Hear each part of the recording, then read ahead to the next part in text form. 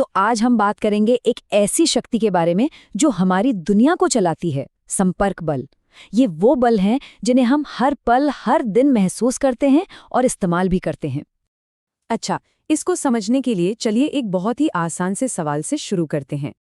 अब जरा सोचिए, एक तरफ है एक भारी भरकम गाड़ी को धक्का देना और दूसरी तरफ है एक हल्की सी किताब उठाना। दोनों काम कितने अलग हैं, है ना? तो क्या इनमें कुछ भी एक जैसा हो सकता है? क्या लगता है?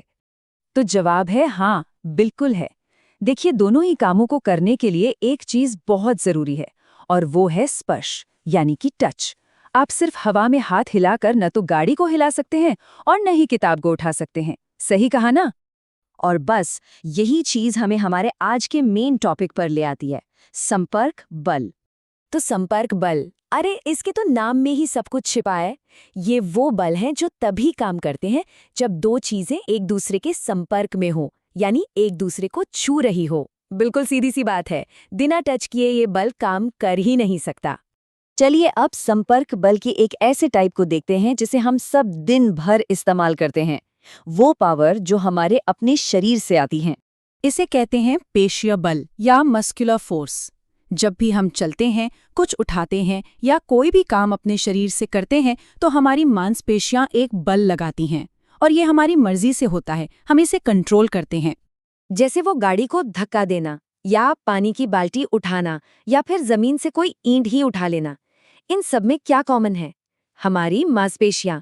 ये सब पेशीय बल के ही तो उदाहरण हैं। ठीक है, अब आते हैं संपर्क बल के दूसरे टाइप पर। एक ऐसा फोर्स जो है तो हर जगह पर हमें दिखाई नहीं देता। कभी सोचा है कि घास पर लुढ़कती हुई गेंद थोड़ी देर बाद अपने आप क्यों रुक जाती है? मतलब उसे किसी ने रोका तो है नहीं, तो फिर हुआ क्या? वो कौन सी चीज है जो उसे रोक देती है? दोस्तों, इसका जवाब है घर्षण बल, यानी फ्रिक्शन।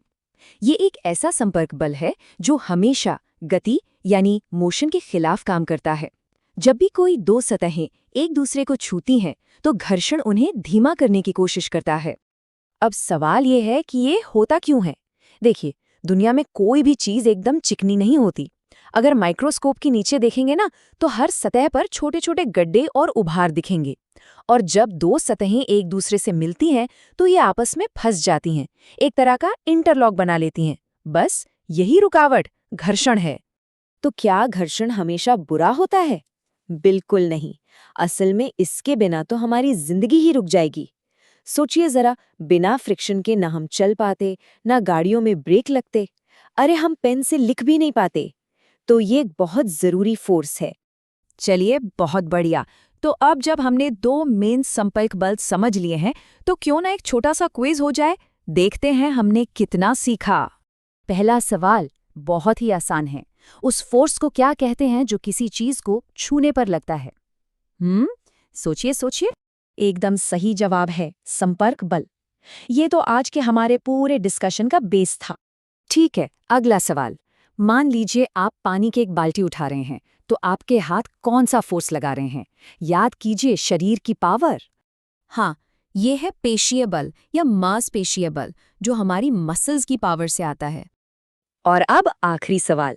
साइकिल चलाते चलाते अगर पेडल मारना बंद कर दें, तो वो कौन सी अदृश्य शक्ति है जो साइकिल को धीरे धीरे रोक देती है? इसका कारण है घर्षण बल, साइकिल के टायर और सड़क के बीच लगने वाला फ्रिक्शन। यही फ्रिक्शन मोशन को रोकता है और साइकिल रुक जाती है। तो देखा आपने, हमारे हर एक्शन में, हर टच में फिजिक्स के ये नियम